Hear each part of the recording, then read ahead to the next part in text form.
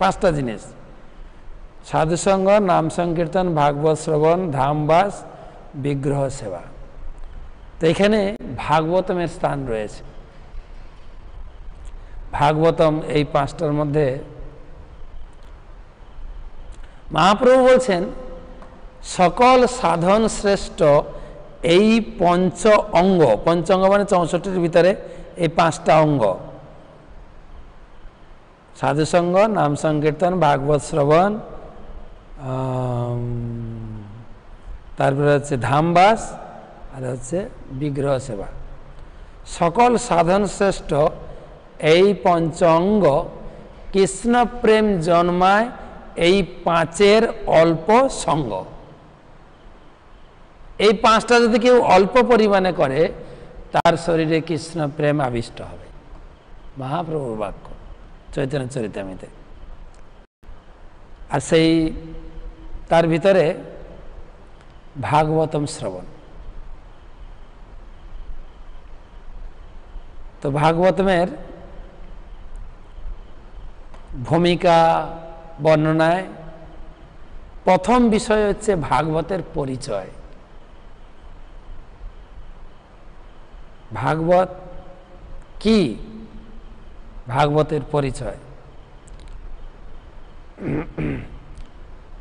চৈতন্য চরিতামৃতে বলা হচ্ছে কৃষ্ণ তুল্য ভাগবত বিভু সর্বাশ্রয়, প্রতি শ্লোকে প্রতি অক্ষরে নানা কথা কয়।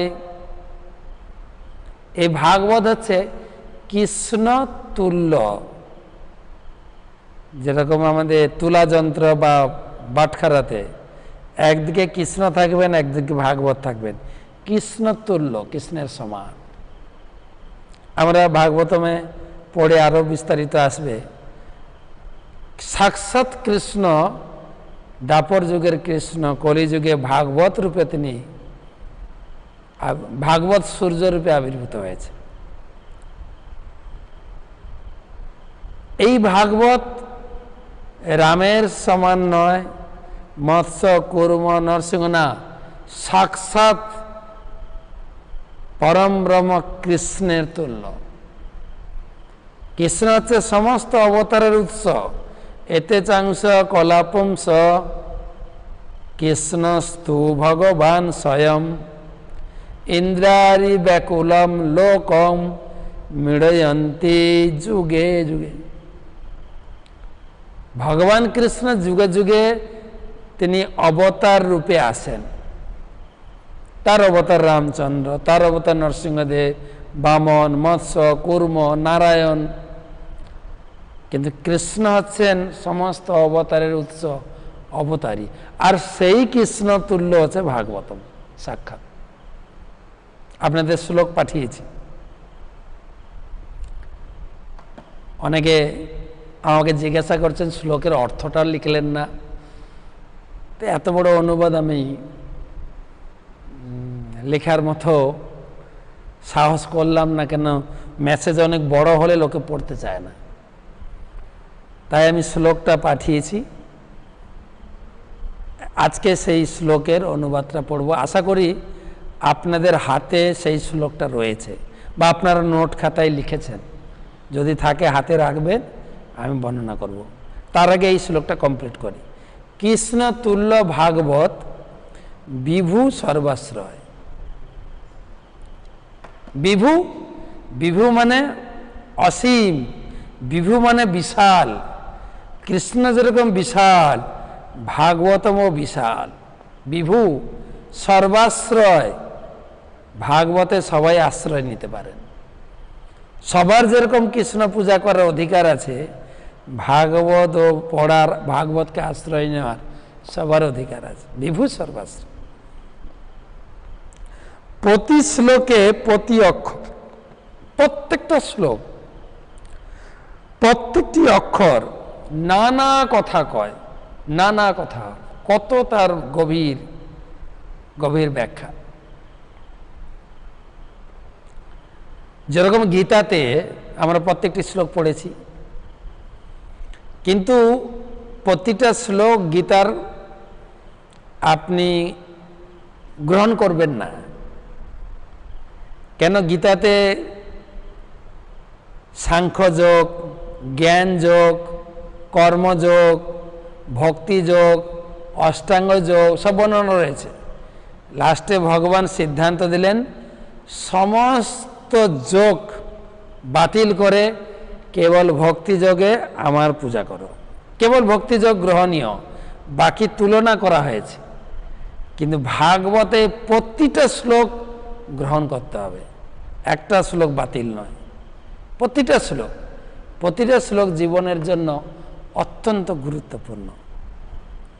এবারে পদ্মপুরাণে ওই শ্লোক আপনারা আপনার মোবাইলে অথবা আপনার হাতে থাকলে বের করুন, আমি ব্যাখ্যা করছি কিভাবে কৃষ্ণ এবং ভাগবতম সমতুল্য। প্রথম থেকে শ্লোক, আর এই শ্লোক আমি বলেছি 1 মাস পড়ব, আপনাদের সকলকে মুখস্থ করতে হবে। অত্যন্ত সুন্দর শ্লোক। পাদ যদিও প্রথম দ্বিতীয় তৃতীয় তুর্য কথিত যত উরু নাভিস্ততা পঞ্চময়েব ষষ্ঠ ভোজ্যান্তরম দো যুগল তথান্ন কণ্ঠস্তু রাজন নবম যদিও মুখারবিন্দম দশম প্রফুল্লম একাদশ যস্য ললাটপট্যম শিরোপিতুদা দশ এব ভাতি। এই পর্যন্ত পড়ি, তারপরের শ্লোকটা ব্যাখ্যা করছি পরে। আচ্ছা, পাদৌ যদিও প্রথম দ্বিতীয়, পাদৌ দ্বিবচনে ভগবানের 2 পা বা 2 চরণ, প্রথম দ্বিতীয়, অর্থাৎ প্রথম স্কন্ধ দ্বিতীয় স্কন্ধ হচ্ছে ভগবান কৃষ্ণের 2 চরণ। তৃতীয় তুর্য, তুর্য মানে চতুর্থ, কথিত যত উরু, তৃতীয় এবং চতুর্থ হচ্ছে 2 উরু, ভগবানের উরু বা ইংরেজিতে বলে থাই, উরু। নাভিস্থতা পঞ্চম, নাভি, ভগবানের নাভি হচ্ছে পঞ্চম। আমি পরশুদিন বলেছিলাম এই নাভি থেকে এক কমল প্রকাশিত হয়েছে, পদ্ম, যার উপরে ব্রহ্মার জন্ম। অর্থাৎ সে কমল থেকে নাভি পর্যন্ত যে কমলের বোঁটা বা নাল, তাকে 14 ভাগ করা হয়েছে, যা হচ্ছে 14 ভুবন, যা সংক্ষেপে আমরা বলি ত্রিভুবন, স্বর্গ মর্ত পাতাল। আসলে এটা 14 ভুবন। তার সম্পূর্ণ বর্ণনা 5ম স্কন্ধে পাব, সেজন্য নাভি 5ম স্কন্ধ। ভুজ্যান্তর, হ্যাঁ, ষষ্ঠ ভুজ্যান্তর। ভুজ মানে 2 বাহু, তার অন্তর মানে ছাতি বা হৃদয় হচ্ছে 6ষ্ঠ স্কন্ধ। দেখেন, নাভিস তথা পঞ্চম এব ষষ্ঠ ভুজ্যান্তর, 6ষ্ঠ স্কন্ধ হচ্ছে বক্ষস্থল বা ছাতি। এবারে 7ম 8ম দৌর যুগল তথান্ন, দৌ ভুজ তথা অন্ন, দৌ ভুজ, 2 ভুজ হচ্ছে 7ম আর 8ম। ভোজ্যান্তর দৌ, যুগলম মানে 2, তথা অন্ন মানে 7ম 8ম। কণ্ঠস্তু রাজন নবম যদিও, কণ্ঠ হচ্ছে নবম স্কন্ধ, মুখারবিন্দম দশম প্রফুল্লম। আর মুখারবিন্দম ভগবানের মুখমণ্ডল, মুখারবিন্দম দশম স্কন্ধ। কিন্তু কোন মুখমণ্ডল? প্রফুল্লম। প্রফুল্লম মানে হাস্যোজ্জ্বল। ভগবানের মুখে সবসময় হাসি, হাসি।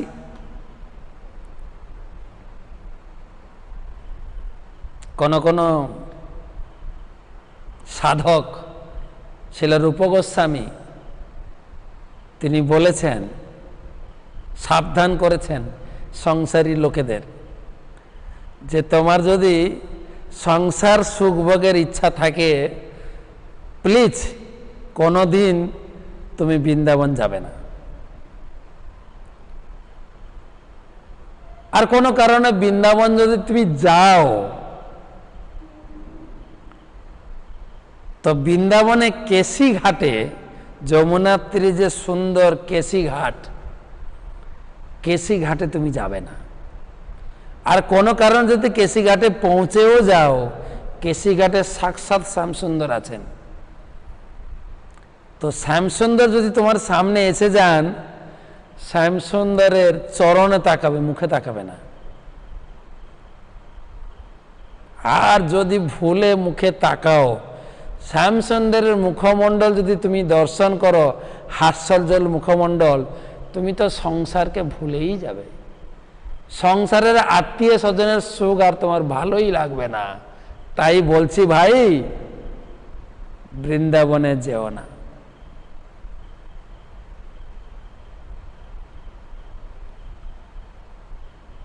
বন্ধু সঙ্গে থাকে যদি রঙ্গ উপহাস,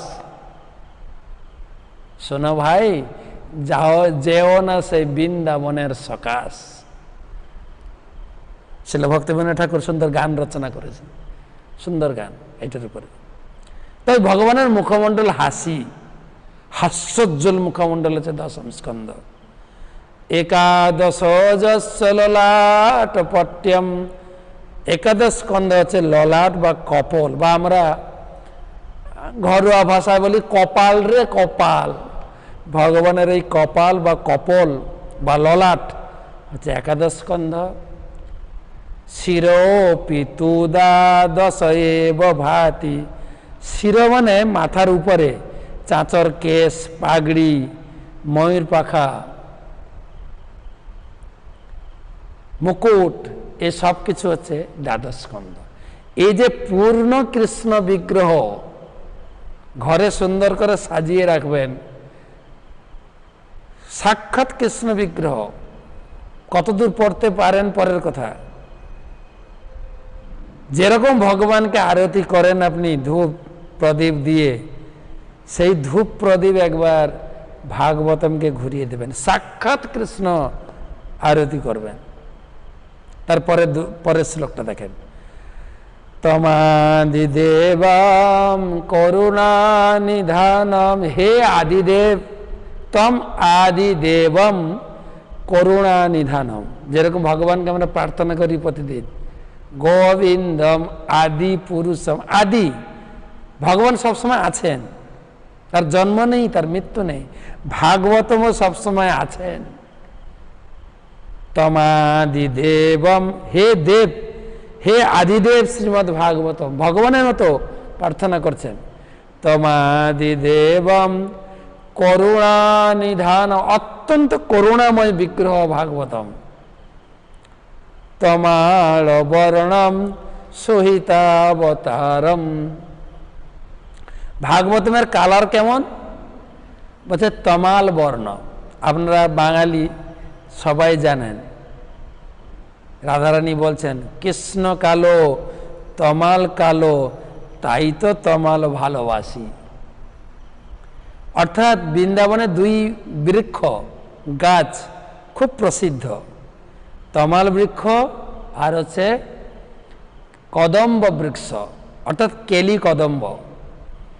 তমাল বৃক্ষ রাধারানীর খুব প্রিয়, কেননা তমালের রং কালো রং, কৃষ্ণের রঙও কালো।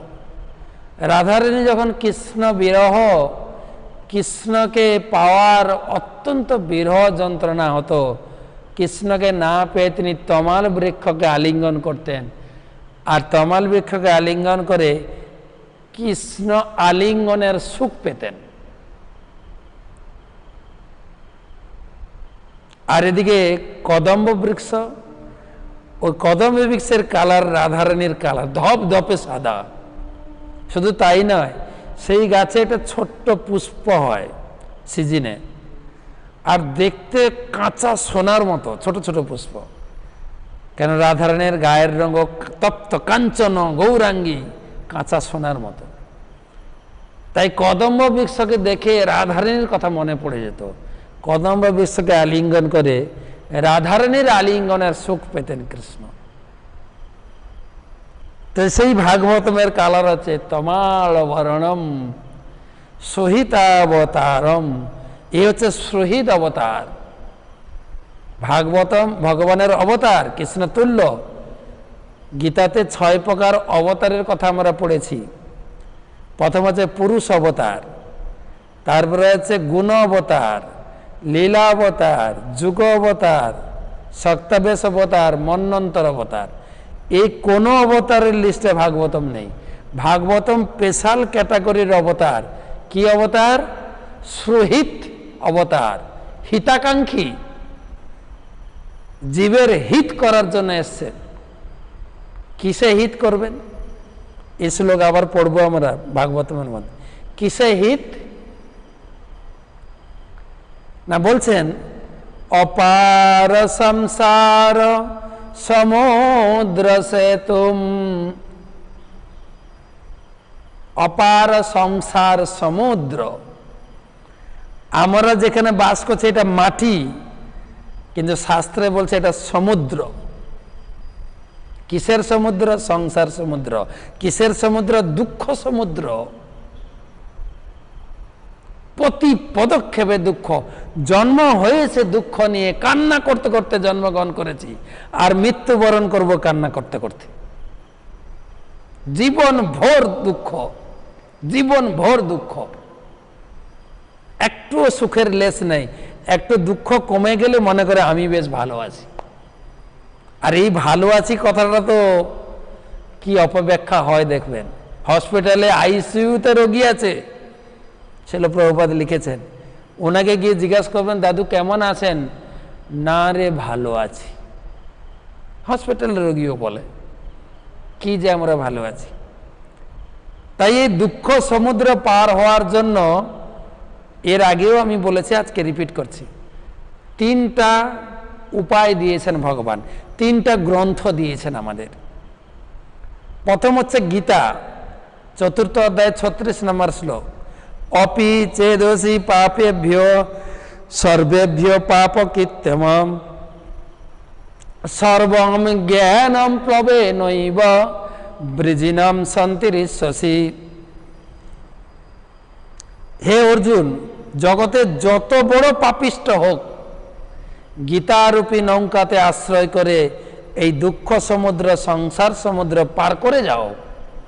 তো গীতা হচ্ছে নৌকা বা বোট।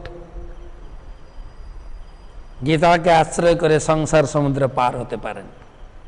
আর ভাগবতম কি? শ্লোকে দেখেন লিখছেন, অপার সংসার সমুদ্র সেতু।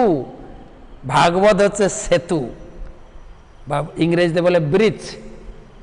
এই জগৎ থেকে গোলক বৃন্দাবন পর্যন্ত সংযোগ সেতু ভগবান দিয়েছেন, যেটা হচ্ছে ভাগবত। গীতা হচ্ছে নৌকা, ভাগবত হচ্ছে সেতু। তো কোনটা সাহারা ভালো? আপনি নৌকায় করে যাবেন না সেতুতে উঠে যাবেন? আর এর উপরে আরেকটা গ্রন্থ হচ্ছে চৈতন্য চরিতামৃত। এ মন হরিনাম কর সার, এ ভব সাগর হবে বালুচর, হাঁটিয়া হইবি পার। বলছে শুধু হরিনাম করো। হরিনাম করতে করতে করতে করতে এই দুঃখ সমুদ্র, সংসার সমুদ্র শুকিয়ে বালুচর হয়ে যাবে। নাচতে নাচতে কীর্তন করতে করতে তুমি ভগবত ধামে পৌঁছে যাবে। হরি বল। গীতা হচ্ছে নৌকা, ভাগবত হচ্ছে সেতু, চৈতন্য চরিতামৃত হচ্ছে বালুচর। কোনটা শ্রেষ্ঠ? শ্রেষ্ঠ হচ্ছে চৈতন্য চরিতামৃত, কিন্তু গ্রেডেশন, গীতা পড়বেন, তারপরে ভাগবতম, তারপরে চৈতন্য চরিতামৃত।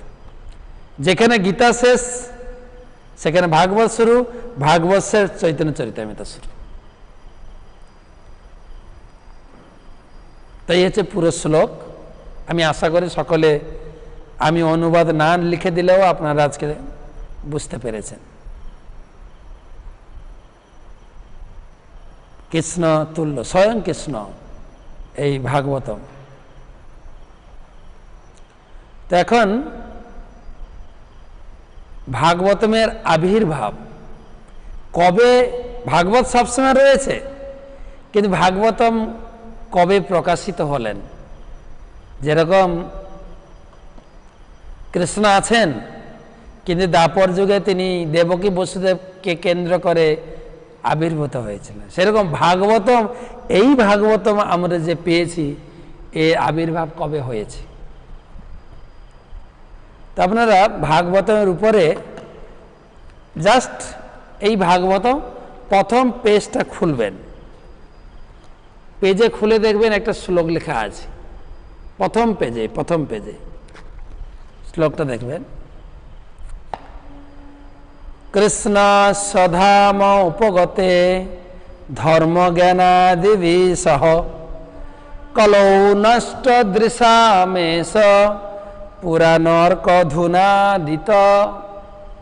এই শ্লোক আরো ডিটেলস আলোচনা করব যখন ভিতরে যাব।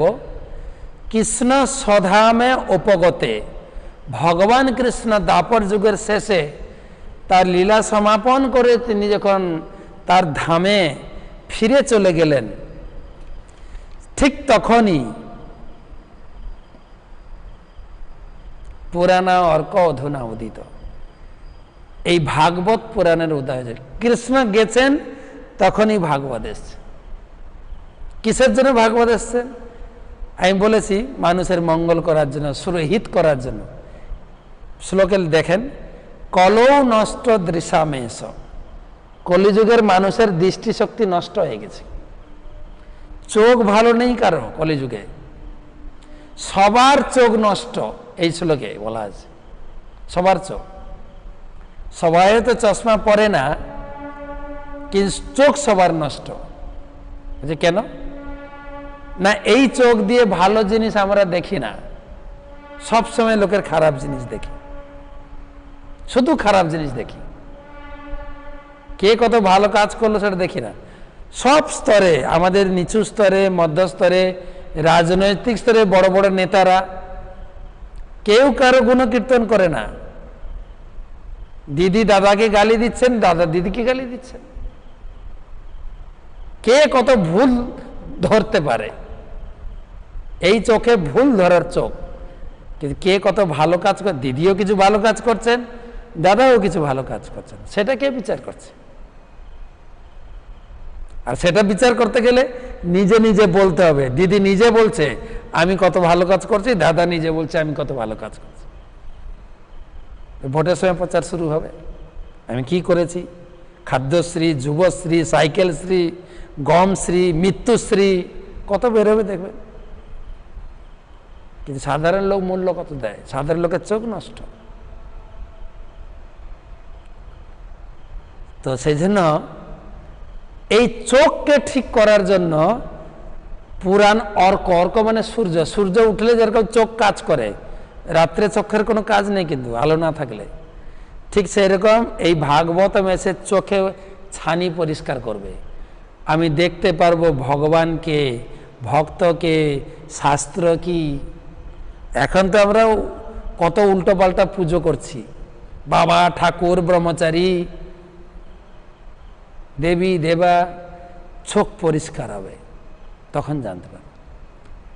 তাই ভাগবতমের আবির্ভাব হয়েছে ঠিক ভগবান যখন এই জগৎ ছেড়ে চলে গেছেন, তখন ভাগবত এসছে। ভাগবতের পরম্পরা, এই ভাগবতম প্রথম জ্ঞান কে পেয়েছিলেন? এই ভাগবতম প্রথম নারায়ণ সৃষ্টির শুরুতে ব্রহ্মাকে দিয়েছিলেন। ব্রহ্মা যখন ভগবান থেকে জন্মগ্রহণ করলেন, ব্রহ্মা ভগবানকে প্রার্থনা করলেন, হে প্রভু, এই জগৎ আমি কিভাবে সৃষ্টি করব? সৃষ্টি করে আমি জগতের জন্য জড়িয়ে না পড়ি, তাই আমাকে আশীর্বাদ করুন। তব নারায়ণ 4টে ভাগবতমের শ্লোক শুনিয়েছিলেন। চতুর্শ্লোকী ভাগবতম, সেই অরিজিনাল ভাগবতমের সেই শ্লোক দ্বিতীয় স্কন্ধে আছে, আমরা প্রসঙ্গক্রমে পড়ব। অর্থাৎ প্রথম ভাগবত জ্ঞান দিয়েছিলেন নারায়ণ ব্রহ্মাকে 4টে শ্লোকে। ব্রহ্মা তার শিষ্য পুত্র নারদকে দিয়েছিলেন এই ভাগবত জ্ঞান, সেই 4টা শ্লোককে বিশ্লেষণ করে 10টা শ্লোকে, 4টা থেকে হয়ে গেল 10টা শ্লোক। এবারে আমরা এই ভাগবতমে পড়ব, নারদ মুনি ব্যাসদেবকে জ্ঞান দেবেন ভাগবতমের উপরে। সেই 10টা শ্লোক যে গুরুদেব পিতা ব্রহ্মার কাছ থেকে পেয়েছিলেন, সেইটা তিনি দেবেন 100টা শ্লোকে। আর ব্যাসদেব সেই 100টা শ্লোককে আমাদের মেধা বুদ্ধির কথা চিন্তা করে 18,000 শ্লোকে লিখেছেন মাত্র। তাহলে 4 থেকে 10 থেকে 100 থেকে 18,000। আর তার উপরে আমাদের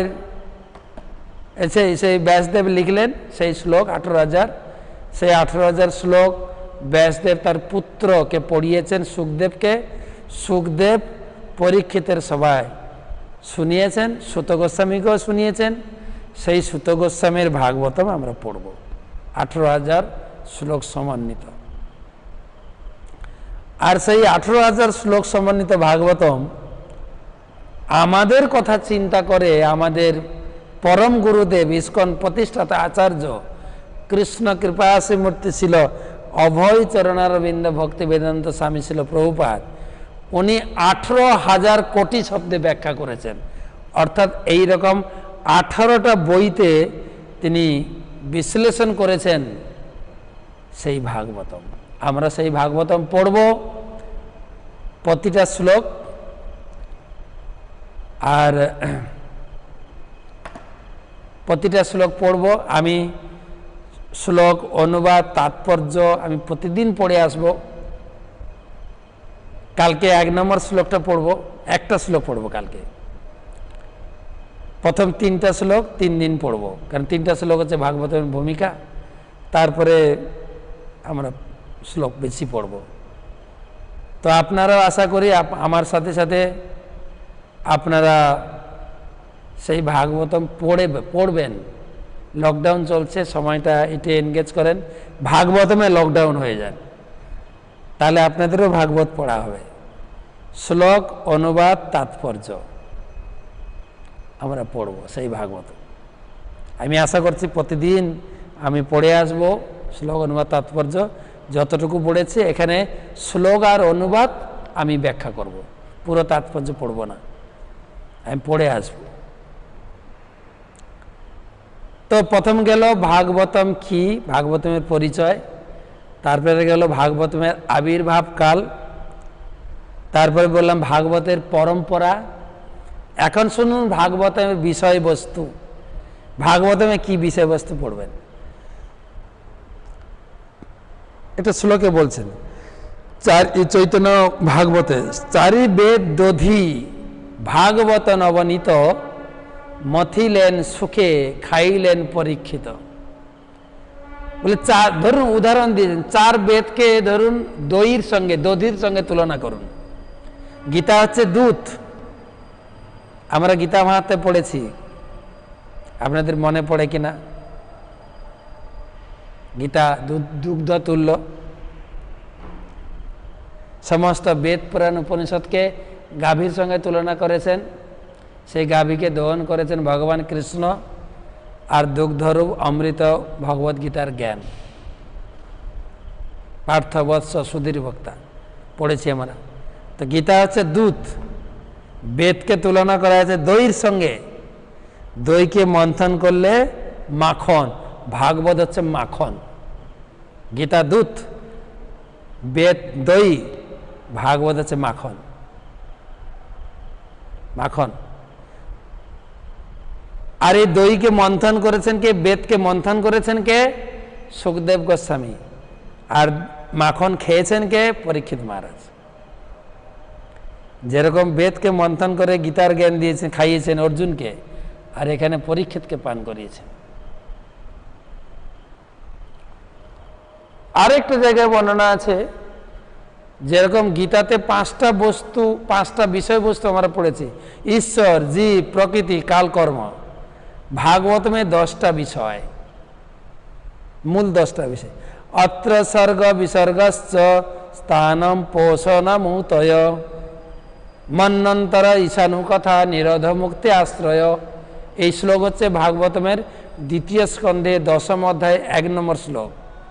10টা বিষয়, স্বর্গ, বিসর্গ, স্থানম, পোষণম, উতয়, মন্বন্তর, ঈশানু কথা, নিরোধ আর মুক্তি, আশ্রয়। এই বিষয়গুলো আমরা ওইখানে গিয়ে আলোচনা করব যেখানে বিষয়টা বর্ণিত আছে। তো ভাগবতমের বিষয় হচ্ছে মাখন এবং ভাগবত হচ্ছে 10টি তত্ত্ব সমন্বিত। এবারে বর্ণনা করব পাঠকের যোগ্যতা। কি যোগ্যতা থাকলে আপনি ভাগবত পড়বেন? প্রথম হচ্ছে আপনাকে গুরু দীক্ষা গ্রহণ করতে হবে, সদ্গুরু, এবং গুরুর প্রতি সেবা পরায়ণ এবং শ্রদ্ধাশীল। যখন ভাগবতম পড়তে যাবেন গুরুদেবকে প্রণাম করে প্রার্থনা করে ভাগবত পড়া শুরু করবেন। তারপরে ভক্ত সেবা, ভক্তের প্রতি সেবা পরায়ণ। যেখানে ভক্ত আসছেন বাড়িতে, ভক্তকে ভাগবত শোনাবেন, ভক্তকে সম্মান করবেন এবং ভক্তের সেবা করার চেষ্টা করবেন। পাঠকের আরেকটা যোগ্যতা আছে নির্মৎসর, অর্থাৎ তিনি হিংসা মুক্ত, হৃদয়টা সম্পূর্ণ কলুষ থেকে মুক্ত হতে হবে, হিংসা শূন্য ব্যক্তি। পরম নির্মৎসরানাম শতাম, আমরা পরশুদিন আলোচনা করবো এই বিষয়ে। নির্মৎসর হতে হবে। আর যদিও আমরা নির্মৎসর নই, কিন্তু ভাগবতমের সংস্পর্শে আস্তে আস্তে নির্মৎসর গুণটি প্রাপ্ত হব।